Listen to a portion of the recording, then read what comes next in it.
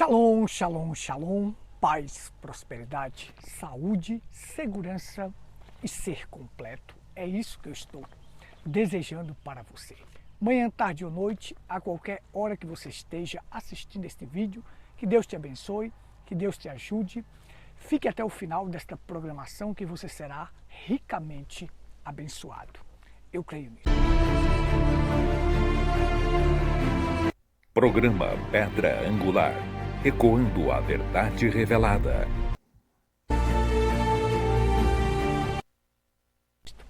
Bom, hoje nós vamos falar de um assunto chamado escravidão mental. A maior de todas as escravidão que existe. É a pessoa ser escravo mentalmente. Ele pode estar livre no corpo, mas se ele for escravo mentalmente, então ele é o pior de todos os escravos. As pessoas hoje elas são escravas dos seus próprios hábitos e das suas próprias paixões. Então o escravo mental é uma coisa séria. É como Israel no Egito. Israel saiu do Egito, mas o Egito não saiu de Israel. Eles haviam saído da escravidão física, mas agora estavam na escravidão mental. E esta é a pior de todas as escravidão. E aqueles que não foram libertos disto, caíram no deserto, morreram um por um. Então precisamos ser livres em todos os aspectos da nossa vida. Em todas as condições precisamos ser livres, porque Jesus disse, conhecereis a verdade. Assim o nosso mestre nos ensinou, conhecereis a verdade e a verdade vos libertará. Religião não liberta ninguém, nada liberta a não ser a verdade. E quem é a verdade? Cristo certa vez afirmou, eu sou o caminho, a verdade e a vida. Então o libertador é Cristo. Só Ele pode te libertar de qualquer escravidão. Certa feita eu estava conversando com um espírita e ele falou para mim assim, Gutenberg, todas as religiões são escravidão. Aí eu disse para ele, inclusive o espiritismo. Então ele se irritou com isto, porque ele queria colocar aquilo que as religiões são escravidão. Eu disse, perfeito, correto. Todas as religiões geram escravidão, mas Cristo é a verdade que liberta. Então eu disse para ele, premissa número 1, toda religião é escravidão. Premissa número 2, o espiritismo é uma religião. Então conclui, infere-se que o espiritismo é uma escravidão também. Então veja só, a gente sabe que religião não liberta ninguém, quem liberta é Cristo. Nós estamos vendo aí os escravos mentais da religião, pastores, mercenários e mercadores da fé, mercadejando a fé das pessoas para se tornarem ricos e milionários, inclusive dentro da própria mensagem. Mas nós estamos vivendo uma época de parasitas sociais e imbecis sociais. Ou seja, os parasitas sociais são os políticos. Esses são os verdadeiros parasitas sociais que temos hoje. Eles ganham dinheiro fácil, sem trabalhar, e são pilantras, picaretas e muitos deles são ladrão. Eu não posso afirmar que todo político é ladrão, não posso afirmar isto. Porque pode haver um que não seja ladrão, mas a maioria, nós podemos dizer que 99%, são ladrões, são parasitas sociais que ganham dinheiro fácil, se aposenta fácil para poder receber o dinheiro que nós próprios pagamos. Mas é o povo que coloca eles lá, então aguente as consequências. Nós estamos vendo a CPI de sete pilantras, dos pilantras, numa CPI querendo bancar o paladino da ética, da moral. Aqueles homens que têm condições de prender outros quando tem inquéritos de investigados pela Polícia Federal como roubo, desvio de dinheiro e tantas outras coisas, mas banca como paladino da época. É tipo dos comunistas, acuse as pessoas do que você é. Acuse elas daquilo que você é, daquilo que você faz. Então nós estamos na época também de imbecis sociais, aqueles chamados intelectuais públicos. Neles nós citamos aí esse Pondé, Leandro Carnal, isso são os verdadeiros imbecis sociais. Não tem nada de intelectual. Tudo deles é puxando para o comunismo e para arrancar dinheiro das pessoas através de suas palestras, porque as pessoas é que estão se tornando otárias de pagar para assistir uma palestra com tais imbecis sociais que nós estamos vendo hoje na sociedade. A palavra deles não liberta ninguém, não leva as pessoas a nada. Nunca se ouviu falar que esses homens tenham libertado uma pessoa. Não, mas na verdade são conhecidos como os intelectuais públicos. Eles se acham, veja só, na verdade que eu digo assim, eles se acham os intelectuais públicos, mas na verdade são os verdadeiros imbecis sociais. Então veja só, a minha leitura está em 2 Pedro capítulo 2, versículo 19, que diz assim: aquele que é vencido se torna escravo do vencedor. 1 Pedro diz assim: prometendo libertação quando eles mesmos são escravos da corrupção, porque aquele que é vencido se torna escravo do vencedor. Pai, tua palavra é a verdade que liberta. Unge os ouvidos e os corações daqueles que estão assistindo esta verdade. Abençoa cada um, em nome do Senhor Jesus Cristo. Amém. Amém. Muito bem. Deixa eu falar aqui um pouco sobre... Eu quero falar sobre escravidão mental, a pior de todas as escravidões. Dada esta introdução que nós fizemos aqui, nós vamos falar que aquele que é vencido se torna escravo do vencedor. Se você é vencido pelas suas próprias paixões, você se torna escravo das suas paixões. Se você é vencido pelos seus hábitos, você se torna escravo dos seus hábitos. Se você é vencido pelo dinheiro, você se torna escravo do dinheiro. Se você é vencido pela religião, você se torna escravo da religião. E se você é vencido pela depressão, você se torna escravo da depressão. Tudo isso está ligado à escravidão mental. Israel saiu do Egito, mas o Egito não saiu de Israel. Livres fisicamente, mas presos mentalmente. Para você ter uma ideia, de 2 milhões que saíram do Egito, só 2 entrou na Terra Prometida. Só 2 conseguiram ser livres mentalmente. Só 2 conseguiram alcançar uma fé para alcançar a Terra Prometida, Josué e Caleb. Outros permaneceram sendo escravos e caíram no deserto. Agora, se você pegasse o exemplo de um homem que tinha tudo para ser um escravo mental, era José do Egito. José tinha tudo para ser um escravo mental, para dizer que sua vida não deu certo em nada. Observa só, imagina um homem que foi quase morto pelos seus irmãos, colocado num poço, vendido como escravo para o Egito e passou 13 anos na prisão. Imagina um homem com 17 anos, eu digo um jovem, um garoto, com 17 anos de idade, odiado pelos seus irmãos pegam ele, surra ele, vamos falar aqui na maneira caipira, dá uma pisa nele, lança ele num poço. Alguns até sugeriram, vamos matá-lo, mas outros disseram, não, vamos vendê-lo como escravo. É colocado num poço, vendido como escravo, chega no Egito como escravo. Olha que o Egito simboliza o mundo, e por causa de uma vadia safada, nojenta, a mulher do Potifar, passa 13 anos na prisão, acusa ele de abuso sexual, quando ele mesmo não fez aquilo. E quando aquela mulher deu em cima dele, vou falar aqui na maneira nossa aqui, aquela mulher deu em cima dele, e atrás de José, do garoto que trabalhava direitinho para o seu mestre, para o seu senhor, o Potifar. Imagina aquela vadia safada. O mundo está cheio de adultério hoje, é adultério de todos os lados. Assim como o pecado entrou no mundo através do sexo, vai terminar desta forma também, com prostituição, adultério e fornicação. O mundo vai estar recheado disto antes de Cristo voltar. E nós estamos vendo isso acontecendo.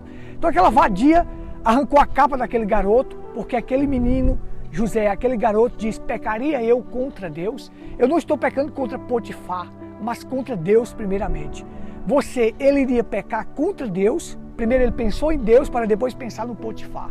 Se as pessoas, antes de praticar um adultério, pensassem que estaria traindo o próprio Deus, pensassem que estaria fazendo algo contra Deus, talvez eles temessem e não praticassem aquilo.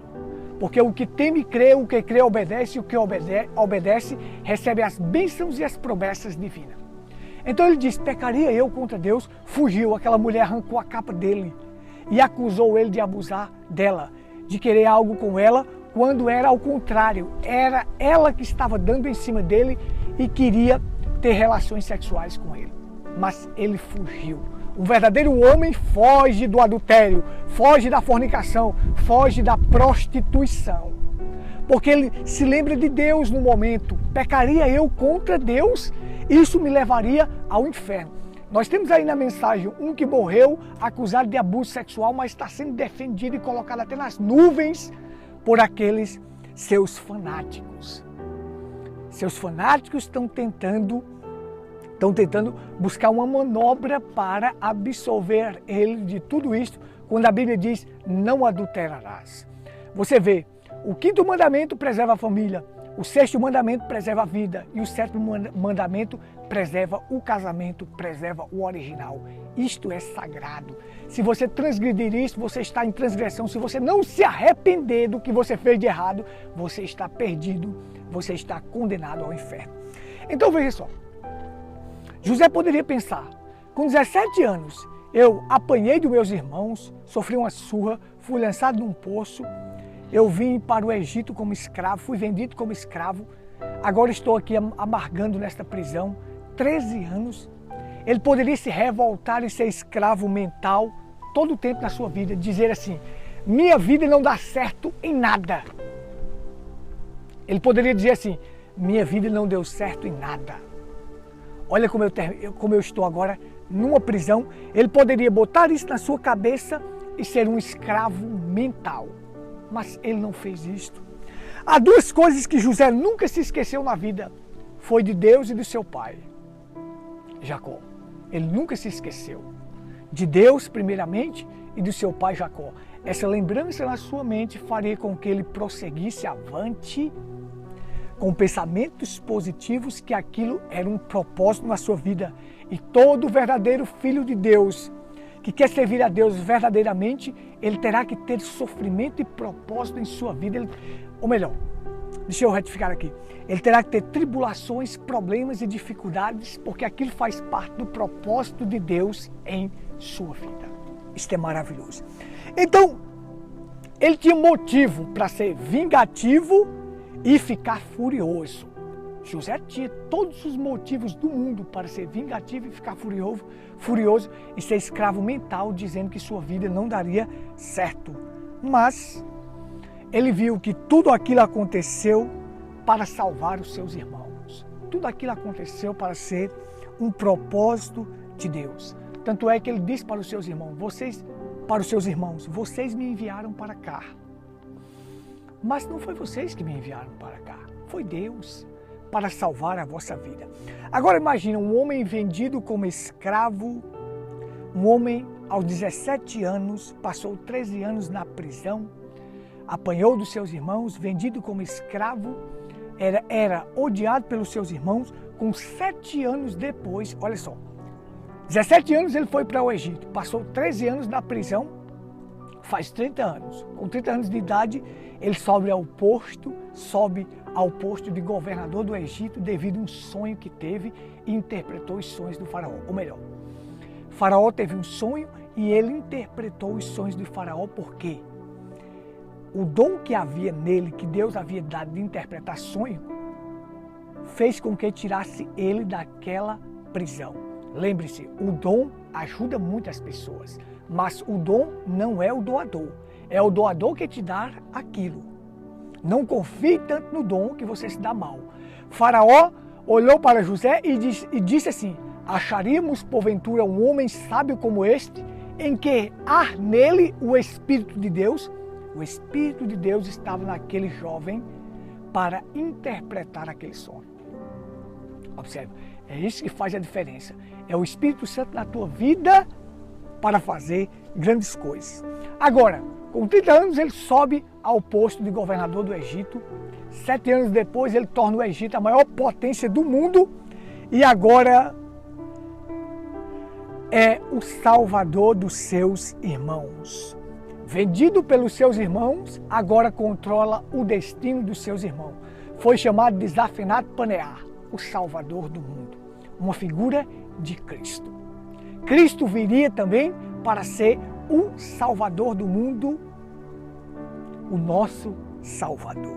Então, o homem que foi vendido como escravo e passou 13 anos na prisão, agora controla o destino dos seus irmãos, foi posto naquela posição para salvar os seus irmãos. Que coisa maravilhosa. Não fique triste com as coisas que acontecem em tua vida. Aquilo é um propósito, às vezes, para salvar outras vidas que Deus quer salvar através de ti. Lembra-te que o Salvador é Cristo. Ele te usa para fazer isto, mas Ele é o Salvador. Então veja só, isso é tremendo, isso é maravilhoso. Eu já vou concluir aqui a reflexão. Agora imagina Israel no Egito. Israel estava no Egito, foi livre fisicamente quando cruzou o Mar Vermelho e chegaram ao deserto. Mas no deserto eles eram escravos mentalmente. Agora imagine você estar num local onde havia explosões de milagres. Explosões de milagres. O deserto é o intervalo, simboliza a santificação.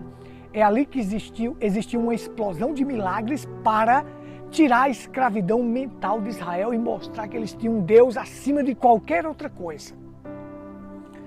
Então imagine que você esteja num lugar que suas roupas não envelhecem, que as crianças vão crescendo e as roupas também vão crescendo. A roupa naquela criança vai crescendo. Imagine que você esteja num local que você passa 40 anos e a roupa não envelhece, as sandálias, você usa uma única sandália e aquela sandália não envelhece. Isso é milagre, gente, isso é milagre. Imagina você estar num local que a comida descia do céu, o maná. E na sexta-feira descia em porção dupla para eles comer no dia de sábado. Imagina que você tenha comida todo dia de manhã, a comida com os melhores nutrientes que existe. Isso é milagre, isso é explosão de milagre.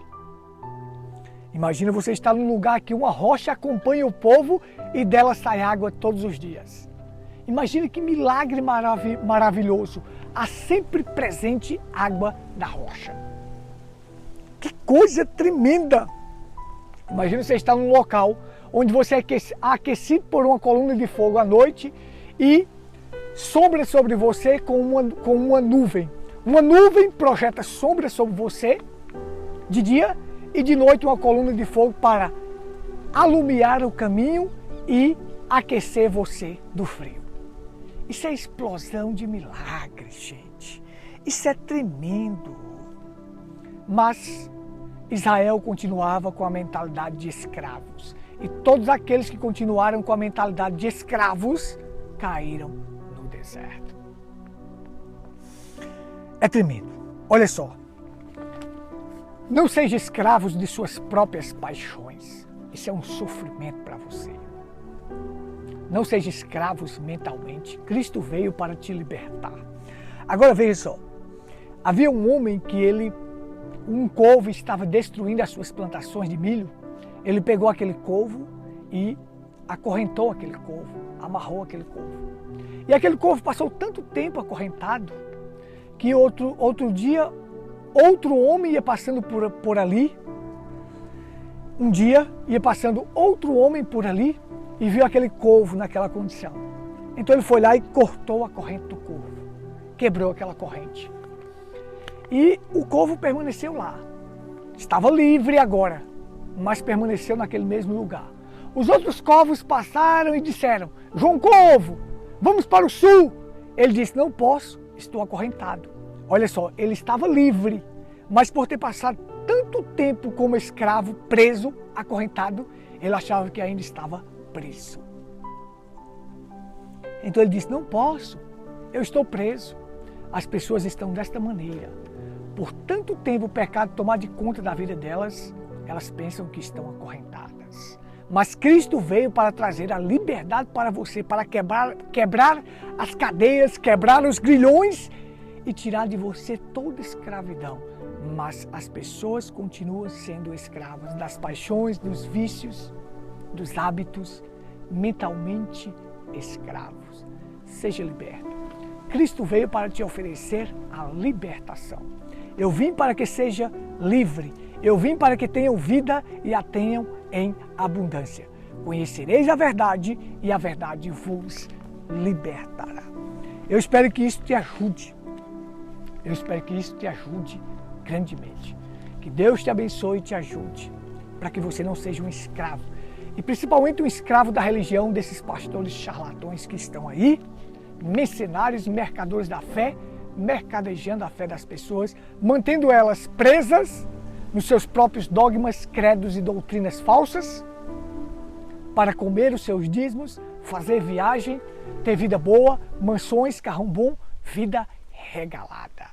Mas você pode ser liberto disto. Cristo veio para te libertar desta escravidão. Que Deus te abençoe, que Deus te ajude. Shalom. Você acabou de ouvir o programa Pedra Angular. Nosso WhatsApp para contato é o 83-98806-4810. Faça sua pergunta. Estamos à sua inteira disposição.